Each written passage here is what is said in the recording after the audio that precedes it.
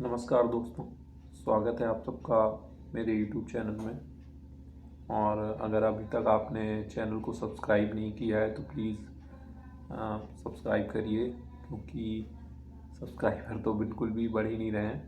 तो ये आपसे रिक्वेस्ट है, क्योंकि अब यूपीपी में सिलेक्शन हो गया है। तो अगर आप भी यूपीपी के लिए आगे प्रिपेयर कर रहे हैं, कांस्टेबल या यूपीएसआई, तो उसके लिए मैं जो भी है इन्फॉर्मेशन टाइम टू टाइम डालता रहूँगा और कोशिश करूँगा कि इन्फॉर्मेशन पूरी सटीक हो।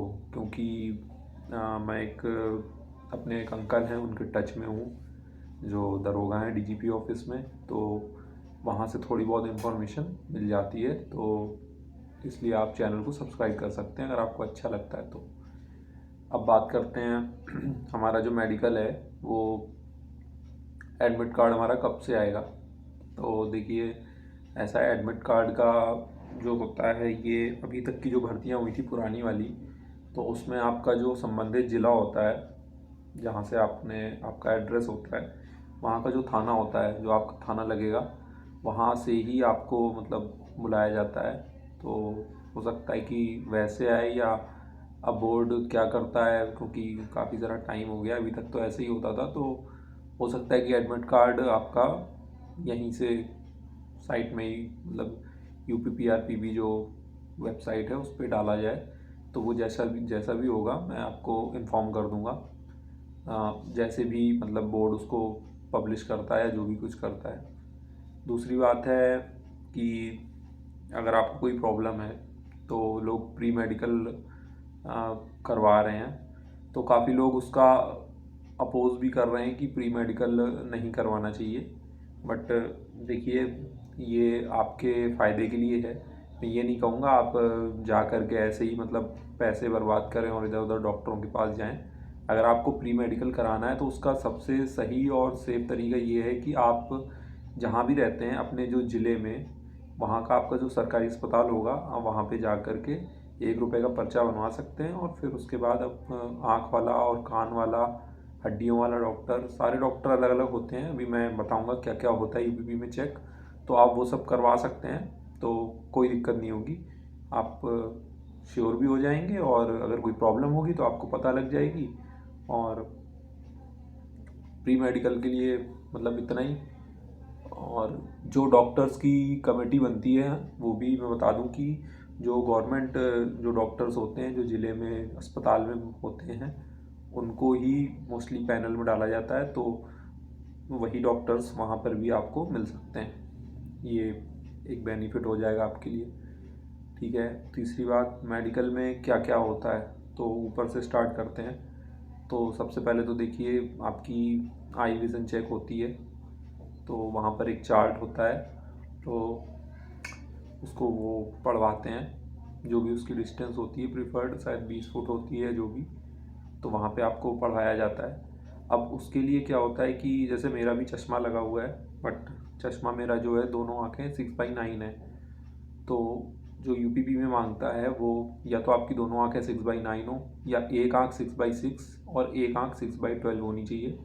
तो आप, कोई दिक्कत नहीं है, क्लियर है।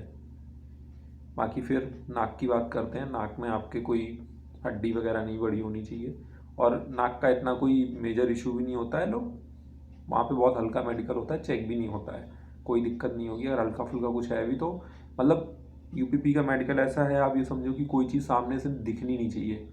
अगर कुछ सामने से दिख रहा है तो फिर आपको दिक्कत हो सकती है, वरना बहुत ही नॉर्मल मेडिकल होता है। आपके कान दोनों आपको सुनाई देना चाहिए। कोई कोई लोग होते हैं इनका एक कान बहता है, तो उसका मैं सॉल्यूशन बताता हूँ। आप एक काम करिए, डॉक्टर के पास जाइए, और उससे जो ड्रॉप होती है कान में डालने के लिए, मतलब जो बहने वाला होता है, किसी किसी का पर्दा फटा होता है, तो आप वो ड्रॉप ले सकते हैं डॉक्टर के पास जा कर के।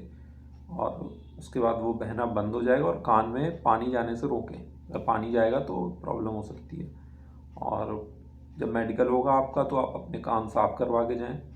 और ये जो रोड वगैरह में होते हैं, इनसे साफ़ ना करवाएं। कोई अच्छा डॉक्टर है उसके पास जाएं, और वहाँ पर अपना कान आप साफ़ करवा सकते हैं। कुछ नहीं, 5-10 मिनट का काम होता है। उसके बाद कान के बाद बात करते हैं कि एक कैरी एंगल बोलते हैं। तो कैरी एंगल का ऐसा है कि ये जो हाथ होते हैं हमारे, तो अगर आप ये दोनों हाथ अपने सीधे करेंगे और ऐसे अगर इसको मिलाएंगे तो आपकी जो दोनों हाथ है ना, ये आपस में ऐसे मिलने नहीं चाहिए। अगर आप मोड़ेंगे तभी मिलेंगे, अगर सीधे करें हैं तो नहीं मिलने चाहिए, तो कोई दिक्कत नहीं है। उसके बाद बात करते हैं आपकी नौकनी। तो नौकनी भी दो तरीके की होती है कि आपके या तो घुटने ऐसे टकरा रहे हैं, मतलब ये घुटने अगर आपके तो ऐसे टकरा रहे हैं, या घुटनों के बीच में ऐसे काफ़ी गैप है, मतलब किसी किसी के पैर ना ऐसे होते हैं, तो वो बो लेग्स बोलते हैं उनको। तो वो बहुत ज़्यादा नहीं होना चाहिए। और नौकनी अगर आपको है तो आप दोनों पैरों के बीच में तकिया बांध करके सो सकते हैं, उससे ठीक हो जाता है।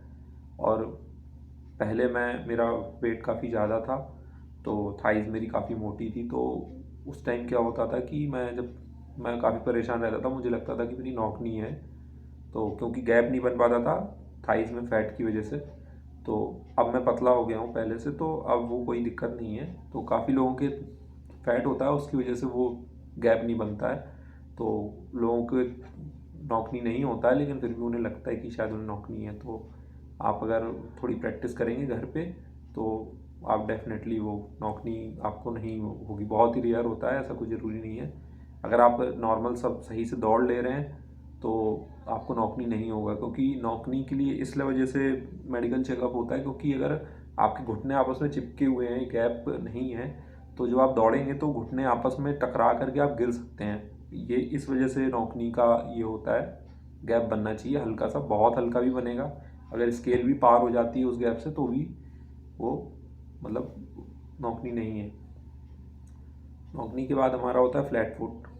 तो फ्लैट फुट में अगर आपको चेक करना है अपना फ्लैट फुट, तो आप एक पेपर ले सकते हैं, वाइट पेपर, और अपने पैर गीले करके अगर आप उस पर पैर रखेंगे तो जो आपका पंजा है अगर वो पूरा छप जाता है, मतलब बीच का जो आपका जो तलवा होता है, अगर वो इतनी सी जगह मतलब बीच में वहाँ पे एक कर्व रहता है, अगर वो कर्व है तो वो हल्की सी लाइन आएगी बीच में, तो वो आपका ठीक है, फ्लैट फुट नहीं है। अगर आपका पूरा ही पैर उसमें आ जाता है, पूरा पंजा आ जाता है, तो फिर फ्लैट फुट की आपको प्रॉब्लम है, वो आप दिखवा सकते हैं। बाकी आँखों के लिए आप कलर विज़न का एक बार चेक कर लें, क्योंकि कलर विज़न में आपको अगर है, मतलब कलर विज़न में लोग हरे और लाल में डिफरेंस नहीं कर पाते हैं, तो उसके लिए आप गूगल पे अपने फ़ोन पे भी सर्च करेंगे तो आपको दिख जाएगा, उसमें लेटर्स बने होते हैं, अगर आप उसको पढ़ ले रहे हैं तो आपको कलर विज़न नहीं है।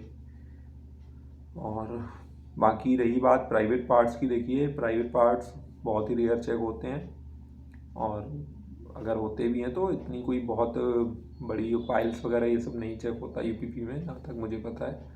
और बहुत ही आराम से मेडिकल होता है, आपको घबराना नहीं है, आप बहुत ही आराम से जाएं, और अगर कोई प्रॉब्लम है तो आप उसका सॉल्यूशन कर लें। और अगर आपको फिर भी कोई प्रॉब्लम है तो आप मेरी इंस्टा आईडी पे मुझे मैसेज कर सकते हैं। इंस्टा आईडी मैं अपने चैनल पे डाल दूँगा अपनी, तो आप वहाँ से मुझे कांटेक्ट कर सकते हैं। कोई प्रॉब्लम होगी तो मैं अगर उसका सॉल्यूशन हो पाएगा तो मैं ज़रूर आपकी हेल्प करूँगा। बाकी एक चीज़ और रहेगी, ये पैर के पीछे किसी किसी के नस उभर आती है तो वो वेरिकोज वेन होती है। अगर किसी का ऐसा है तो वो आप डॉक्टर से चेक करवाइए, वो आपको क्लियरली बता देंगे कि है या नहीं है। तो वेरिकोज वेन का भी सॉल्यूशन होता है, तो अगर किसी को है तो वो मुझे मैसेज कर सकता है। अब बात करते हैं कि आपका जो मेडिकल है वो किस ज़िले में होगा। जैसे हमारी रनिंग थी वो हमारे ज़िले में ना हो के अदर में हुई थी, लड़कियों की वहीं हो गई थी। रनिंग भी हमारे ज़िले में ही लग गई थी, और एक जोन बना दिया गया था उसके हिसाब से। जैसे मेरी झांसी में लगी थी तो जालौन वालों की सबकी झांसी गई थी, तो वहाँ पर जो झांसी का था उसका तो ठीक था, हम जालौन से थे तो हमें भी झांसी जाना पड़ा था। तो अब जो मेडिकल का होता है, मेडिकल आपके ही ज़िले में होता है। जैसे 75 ज़िले हैं तो 75 के 75 ज़िलों में मेडिकल होता है, और आपका जो मेडिकल होता है वो आपके ही ज़िले में होता है। अभी तक तो यही था, देखते हैं बोर्ड अब आगे क्या करता है। चांसेस यही हैं कि आपके ज़िले में ही होगा। और लास्ट पॉइंट है, अब और कोई डॉक्यूमेंट्स नहीं चाहिए पड़ेगा हम लोगों को। चरित्र प्रमाण पत्र की बात होती है, जो कैरेक्टर सर्टिफिकेट होता है वो आप अपना या तो अपने प्रधान से बनवा सकते हैं, या आपने जहाँ से अपनी क्वालिफ़िकेशन लास्ट करी है वहाँ से आप जो है उसको बनवा सकते हैं। जो भी आपने लास्ट क्वालिफ़िकेशन करी है तो वहाँ से जाके बनवा सकते हैं, कोई दिक्कत नहीं है। और जहाँ से आपने 12th किया है वहाँ से भी आप बनवा सकते हैं। अगर आप आगे के डॉक्यूमेंट्स लगाते हैं आपकी ग्रेजुएशन के, तो आप ग्रेजुएशन का लगा दीजिए, तो कोई दिक्कत नहीं है। और इस वीडियो में बस इतना ही। और आप वीडियो को प्लीज़ लाइक करें, और अगर आपका यूपीपी में हो गया है और कोई प्रॉब्लम है तो कमेंट में आप मुझे बता सकते हैं। और चैनल को सब्सक्राइब करिए, आगे आपको इन्फॉर्मेशन मिलती रहेगी। और यूपीएसआई की मैं प्रिपरेशन कर रहा हूँ, तो उसके लिए भी आपको अच्छा कंटेंट मिलता रहेगा। मेरी कोशिश रहेगी कि आप लोगों को, जो भी हमारे साथी ट्रेनिंग पे जा रहे हैं, समय बहुत कम रहेगा, तो कम टाइम में हम कैसे प्रिपरेशन करें, अपने टाइम को कैसे यूटिलाइज़ करें, उसके लिए भी मैं बताऊंगा।